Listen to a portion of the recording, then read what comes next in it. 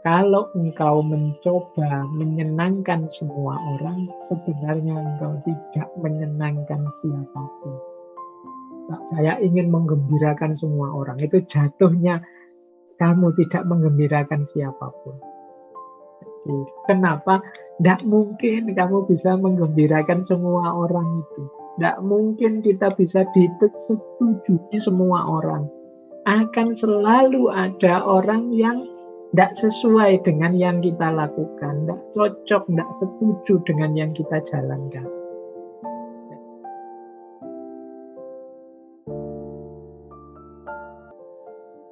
Baik, kita lanjutkan. Nah, sekarang kita lihat beberapa pendapat dari para filosof tentang people pleaser ini.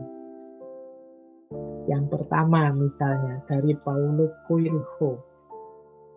Kata Coelho, saat engkau berkata iya kepada orang lain, pastikan engkau tidak berkata tidak kepada dirimu. Jadi, kalau memang kita ingin menggembirakan orang lain, pastikan itu memang keinginan kita. Bukan karena terpaksa, bukan karena motifnya hanya untuk orang lain saja. Tapi itu memang kebutuhan kita, keinginan kita, kepentingan kita. Jangan sampai keluar bilang iya, di dalam sebenarnya tidak. Ini dalam pergaulan sehari-hari ya seperti ewuh pekewuh tadi atau basa-basi itu kan sering. Padahal harusnya kita bilang iya tapi kita bilang tidak atau sebaliknya. Itu kemungkinan kita akan menyesal sendiri karena menipu diri. Kadang-kadang kan kita misalnya, mari mas, sudah makan. Itu kan karena tidak enak kita bilang sudah, padahal belum. Kita mau jawab belum, tidak enak. Ya akhirnya ya kita tidak dapat makan gratis. Mungkin orang yang nawari kita juga kecewa kalau tahu sebenarnya kita itu belum makan, cuma bilang sudah. Jadi kalau memang iya, bilanglah ya. Kalau tidak, bilang tidak. Dilanjutkan oleh Lao Tse. Kata Lao Tse, pedulikan pikiran orang lain dan engkau akan jadi tawanannya mereka. Orang-orang pleaser ini tadi kan yang diincar pandangan orang, pendapat orang, komentar orang. Ini kan yang kita kejar hari-hari ini. Kata Lao Tse, ya sudah, kalau kamu fokusnya ke situ ya kamu akan selalu jadi tawanannya orang lain. Dilanjutkan oleh Lao Tse, ketika seseorang percaya diri, ia tidak akan berusaha meyakinkan orang lain. Ketika seseorang nyaman dengan dirinya sendiri, ia tidak memerlukan persetujuan orang lain. Ketika seseorang menerima dirinya sendiri, seluruh dunia akan menerimanya. Jadi kata Lao Tse, kalau kita percaya diri, kalau kita yakin dengan kebenaran kita, kebaikan kita itu tidak butuh disetujui orang lain. Mengapa kita masih perlu pengakuan, kita masih perlu persetujuan orang lain? Kemungkinan kita masih belum yakin benar dengan kebenaran kita. Kalau kita sudah yakin benar, itu kan kita tidak perlu didukung orang lain. Saya tahu benar kok, kan selesai. Kalau kita masih nunggu orang setuju, kita masih nunggu orang sepakat, kemungkinan kita belum yakin. Jadi kata saya, kalau sudah percaya ya sudah. Tidak butuh lagi kita keyakinan-keyakinan yang dukungan-dukungan dari orang lain. Kalau kita sudah nyaman, kita juga tidak butuh disetujui orang lain. Saya sukanya ini kok, ya sudah. Orang nganggapnya, wah anak muda kok begitu. Enggak, saya nyamannya ini kok. Jadi tidak butuh disetujui orang lain. Kita gelisah dengan komentar orang, tidak disetujui orang, itu karena mungkin kita belum mantap, belum yakin dengan diri kita sendiri. Dan kalau kita bisa menerima diri kita apa adanya, kata Lause, seluruh dunia akan menerima kita. Sebaliknya, wong kita sendiri tidak menerima diri kita, bagaimana yang lain bisa menerima? Kalau kita tidak terima diri kita, kan kita menampilkan versi yang berbeda. Ya, diri kita yang sejati hilang, tidak mungkin orang tahu. Jadi mengikuti Lause, teman-teman, ya jalan untuk agar tidak jatuh pada klise tadi. Yuk, tentang hal-hal yang kita sudah mantap, yakin, benar percaya, jangan terlalu gelisah. Saya yakin kok ini benar, Pak. Ya biar saja teman-teman melakukan apa, berkomentar apa. Menurut saya yang baik ya seperti ini. Nah, ini gayanya Lause. Boleh disambungkan dengan pandangannya Aesop. Aesop ini filosof era Helenisme Yunani yang terkenal sekali dengan karyanya dalam bentuk fabel, cerita-cerita binatang.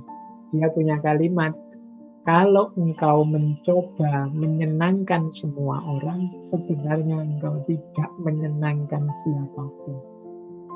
Saya ingin menggembirakan semua orang. Itu jatuhnya kamu tidak menggembirakan siapapun. Jadi, kenapa? Tidak mungkin kamu bisa menggembirakan semua orang itu. Tidak mungkin kita bisa disetujui semua orang. Akan selalu ada orang yang tidak sesuai dengan yang kita lakukan, tidak cocok, tidak setuju dengan yang kita jalankan. Jadi kalau kita mencoba menyenangkan semua orang, jatuhnya adalah tidak ada satupun orang yang kita senangkan. Karena hidup ini dinamis. Jadi jangan bercita-cita memuaskan semua orang. Kalian tidak akan jalan nanti. Begitu kalian putuskan, saya melakukan ini, Pak. Ini menyenangkan semua orang. Terus pasti ketemu, ternyata kelompok ini tidak suka. Kalau begitu saya memutuskan yang ini saja. Kelompok ini tadi suka. Tapi gantian, yang ini yang tidak suka. Dan kita tidak akan menyenangkan siapapun pada akhirnya. Kalau misi kita adalah menyenangkan semua orang. Makanya Aristoteles memutuskan kalau tidak mau dikomentari, tidak mau dikritik, kalau kita sangat peduli dengan komentarnya orang, ya sudah. Satu-satunya jalan, kata Aristoteles, untuk menghindari kritik adalah jangan melakukan apapun, jangan berkata apapun, dan jangan menjadi apapun. Jadi kalau kita hidup dengan standar komentarnya orang, karena pasti kita akan ketemu komentar pahit, komentar orang tidak suka, komentar orang tidak nyaman, meskipun juga pasti ada orang yang suka, orang yang nyaman dengan kita. Tapi ketidaksukaan itu pasti ada, wong manusia itu macam-macam. Jadi jangan menghindari kritik. Kita itu manusia tidak sempurna dan sangat mungkin salah. Kalau bahasa agamanya mahalul khoto' wa nisyan, tempatnya salah dan alpa. Berarti apa? Alhamdulillah kalau ada yang kritik, membantu kita muhasabah, introspeksi. Jangan menghindari kritik. Kalau teman-teman, Pak, pokoknya saya tidak mau dikritik, saya ingin pasti semua orang setuju benar. Ya kata Aristoteles, ya kalau begitu kamu diam saja. Tidak usah melakukan apa-apa, tidak usah ngomong apa-apa, dan tidak usah jadi apa-apa. Aman sudah, tidak ada yang komentar. Tapi ya kita tidak berkembang. Jadi kita tidak jadi manusia yang sejati, tidak jadi manusia yang otentik. Jadi ini gambaran ya, bagaimana para filosof juga mengkritisi mentalitas yang sifatnya people pleaser tadi. Jadi menggadaikan jati diri kita demi hanya untuk menyenangkan orang lain. Nah, ini ada satu quotes lagi yang menurut saya menarik. Berkata iya untuk sesuatu yang tidak ingin engkau lakukan, itu sebenarnya bukan menyenangkan orang lain, tapi sekedar menghindar dari rasa tidak nyaman yang datang saat berkata tidak. Jadi kalau teman-teman merasa sungkan, Pak, mau bantah, mau bilang tidak, akhirnya kita iyakan saja apapun, itu sebenarnya tidak menyenangkan orang lain, tapi sekedar menghindari rasa tidak enak kita saja. Jangan dikira itu kepentingan kesenangannya orang lain, tapi kepentingan egois kita agar tidak merasa tidak nyaman. Nah, ini beberapa quotes-quotes, filosofi-filosofi tentang people pleaser. Bagaimana kita jangan sampai jadi orang yang tidak punya jati diri, tenggelam saja menjalani hidup dalam rangka menghidupkan prinsip-prinsip orang lain biar orang lain senang. Kita sekarang masuk ke strategi-strategi kita. Gimana biar kita tidak jatuh pada aspek-aspek people pleaser tadi. Yang pertama, pastinya kita harus self-respect. Self-respect itu menghargai diri kita, apapun itu adanya. Jadi apapun situasinya kita hargai. Allah itu menganugerahkan kita segala keistimewaan, segala kekhususan yang istimewa yang tidak dimiliki oleh semua makhluk yang lain. Bahkan siapapun kita, termasuk kalau kita merasa, Pak, saya ini apa sih? Pak, saya ini bukan siapa-siapa, bukan apa-apa. Enggak, kita semua ini siapa-siapa dan apa-apa.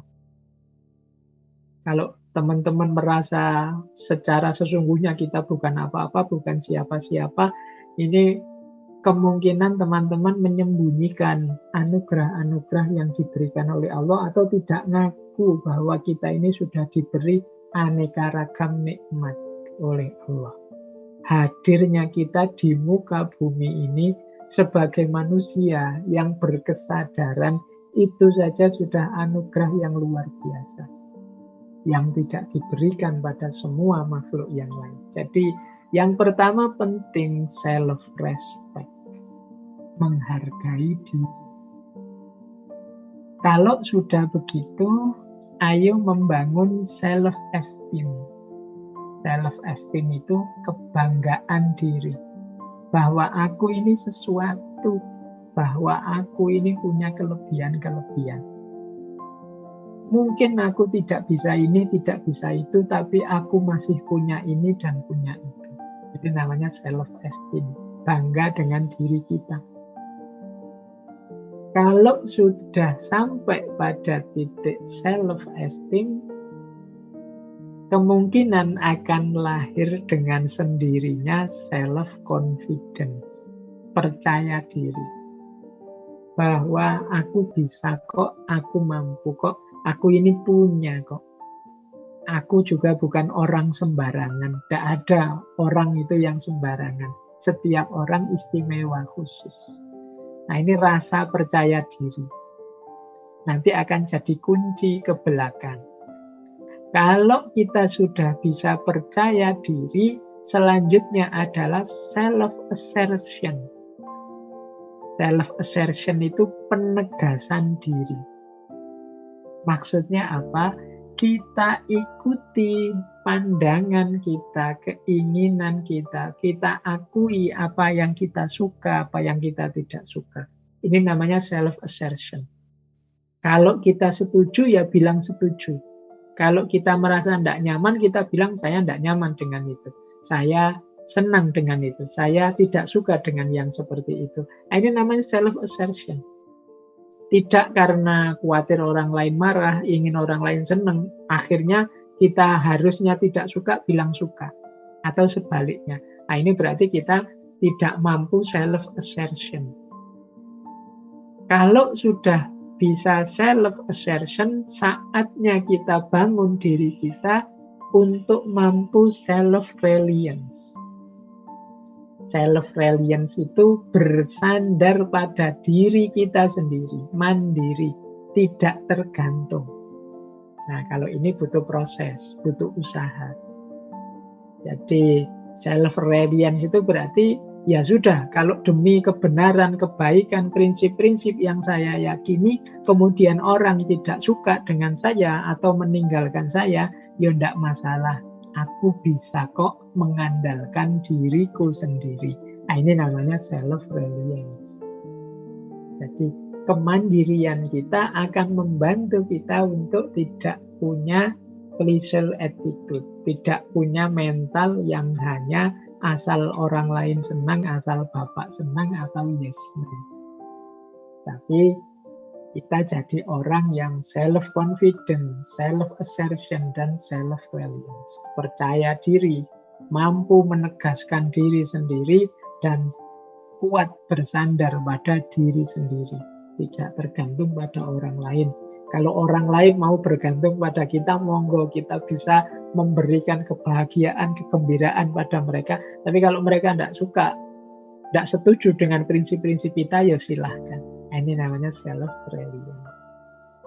Jadi ini prinsip-prinsip ya, kalau saya baca cepat seperti ini rasanya mudah ya. Self-respect, self-esteem, self-confidence, self-assertion, self-reliance. Tapi ini menghidupkannya ya pelan-pelan, setahap demi setahap. Paling tidak semoga teman-teman sudah mampulah kalau sekedar self-respect dan self-esteem. Untuk self-esteem ini tinggal dicari keistimewaan-keistimewaan kita. Biar teman-teman tidak merasa saya itu isinya kekurangan semua kok Pak. Saya tidak ada lebihnya. Pasti ada. Bahkan kesehatan yang selama ini kita enyam itu ya kebanggaan tersendiri. Banyak orang yang sakit misalnya. Bahkan semangat kita untuk belajar malam hari ini misalnya, mau ikut ngaji, itu kan juga kelebihan. Banyak orang yang sudah tidak mau belajar lagi, merasa dia sudah pasti benar. Berarti alhamdulillah Pak ya, saya ini masih mau belajar. Itu kan sebentuk kebanggaan. Ternyata saya juga ada baiknya. Nah, ini membangun self-esteem namanya. Kalau sudah begitu bisa self-confident, percaya diri. Saya yang sudah bolak-balik ikut ngaji filsafat, bisa lah kalau sekedar berpendapat, berkomentar misalnya. Ini namanya self-confidence. Alhamdulillah kalau bisa lanjut self-assertion dan self-reliance. Tapi untuk dua ini ya memang butuh proses. Jadi ini tahap-tahap ketika kita ingin melawan attitude pleaser. Jadi melawan perilaku yang hanya ingin menyenangkan orang lain. Baik. Nah, kita lanjutkan. Ini kita sudah masuk ke tips-tips, strategi-strategi. Kalau ini strategi yang tadi saya sebut ya, kita kan sering benci dengan diri kita karena merasa kita ini kok mau saja diperalat orang lain. Yaitu mungkin salah kita sendiri. Maka ayo diatur sekarang, mulai ditata hidupnya agar tidak hanya jadi alat orang lain yang mau saja diperintah ini itu demi kesenangan orang lain.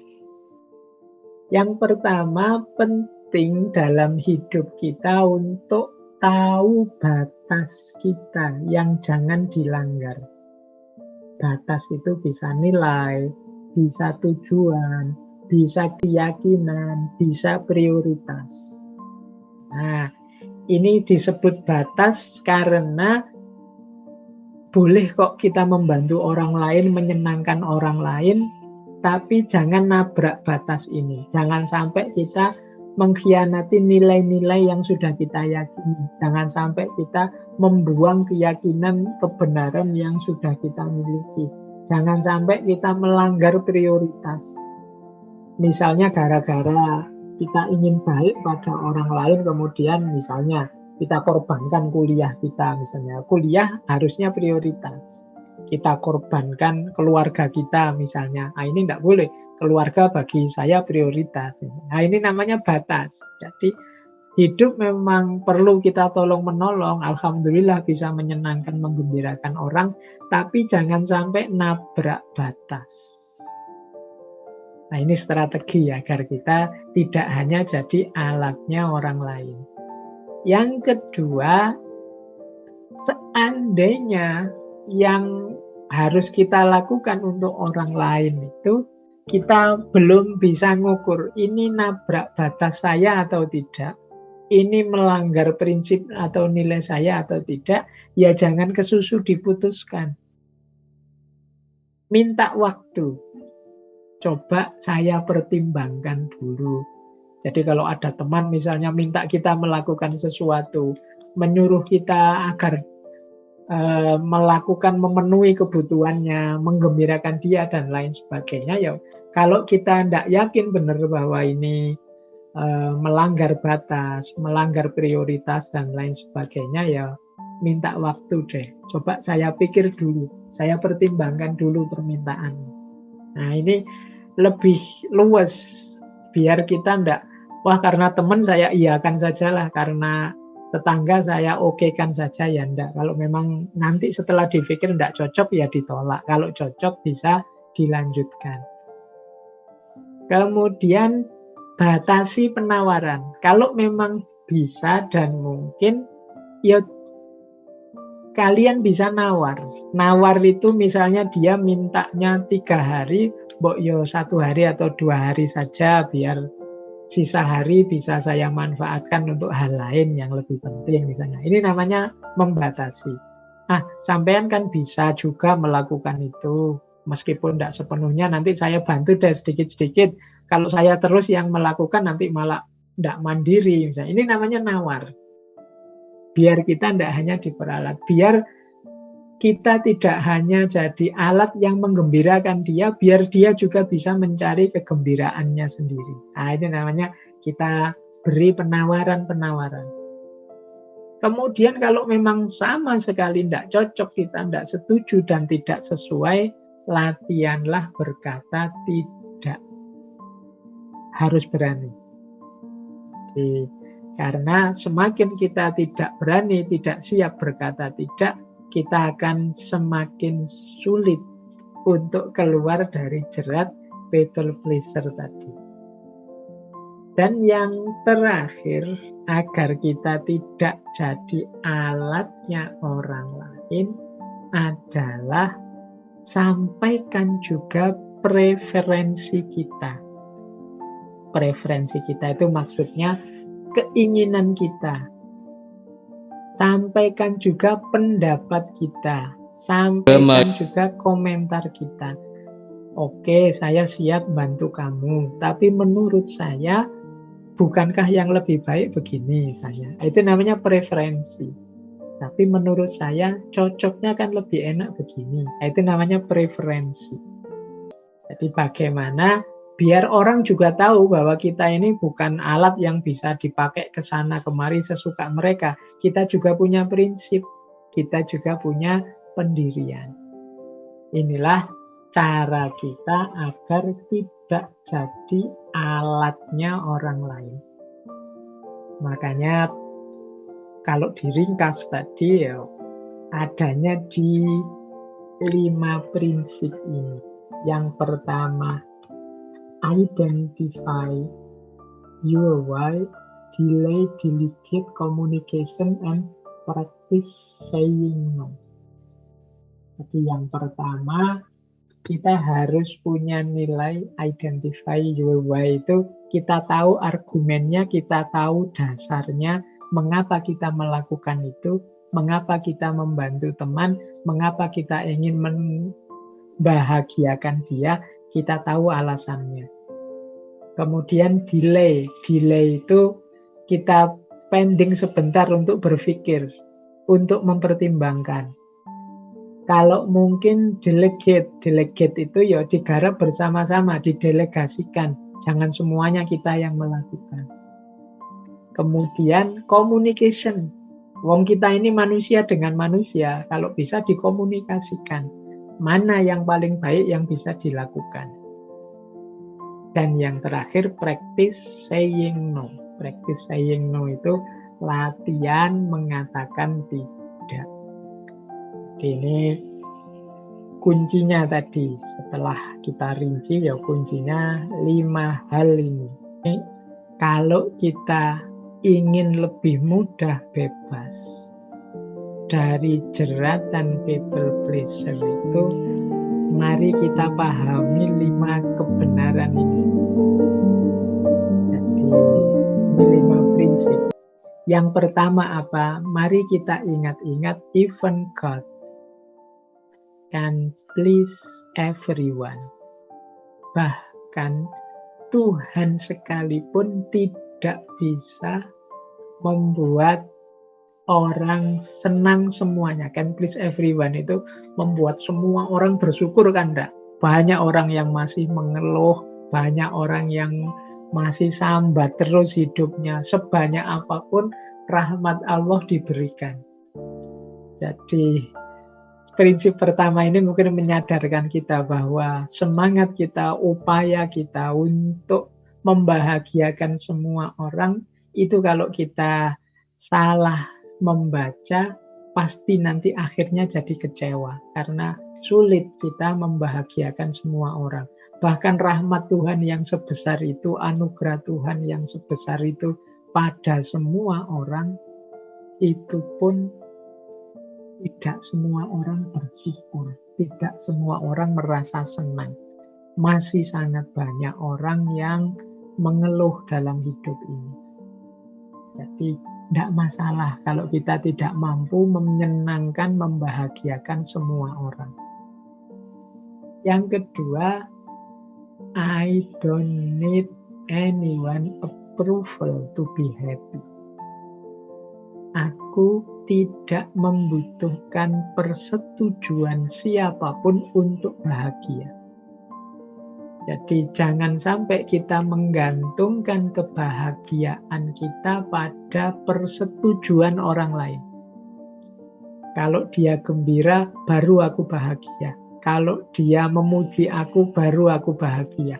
Kalau dia mau berteman denganku terus, baru aku bahagia. Kalau kita memakai syarat-syarat seperti ini, kita akan sulit bahagia. Padahal bahagia itu bisa saat ini juga, sekarang juga. Ada sangat banyak alasan untuk kita berbahagia. Tapi seringkali kita malah mencari-cari alasan, mencari-cari syarat untuk bahagia. Yaitu bahasa saya tadi ya, kesalahan kita membaca. Jadi kita menganggap bahagia itu syaratnya ini itu. Bahagia itu syaratnya kita mau bahagia sekarang, kita bahagia. Ini yang kedua. Yang ketiga, mari kita ingat-ingat what seems so important is only temporary. Apa yang kelihatannya sangat penting itu sifatnya hanya sementara. Jadi dalam hidup ini kan kita pedomannya kan ini penting loh saya lakukan makanya. Ini penting loh saya jalankan makanya. Ingat-ingatlah apa yang kita anggap penting itu selalu sifatnya sementara. Bisa saja yang hari ini sangat penting, besok tidak penting lagi. Bahkan yang kita anggap, wah ini harus ini. Kalau yang tidak begini tercela, yang ini mesti terpuji. Bisa jadi tidak. Dulu apapun itu, selama masih bersentuhan dengan dunia ini. Maka teman-teman jangan dihabiskan semua energinya untuk sesuatu yang kita anggap penting hari ini. Ya termasuk dalam hal people pleaser tadi. Nah yang keempat, ini menarik, lain waktu akan kita bahas. Sebenarnya bagi kita ada yang lebih penting untuk disenangkan. Disenangkan itu kan dicari ridhonya. People pleaser itu kan kita mengejar ridhonya manusia. Ada yang lebih hakiki yang harusnya kita kejar. Kalau kita hanya mengejar ridhonya manusia, kita akan banyak tertipu, banyak kecewa.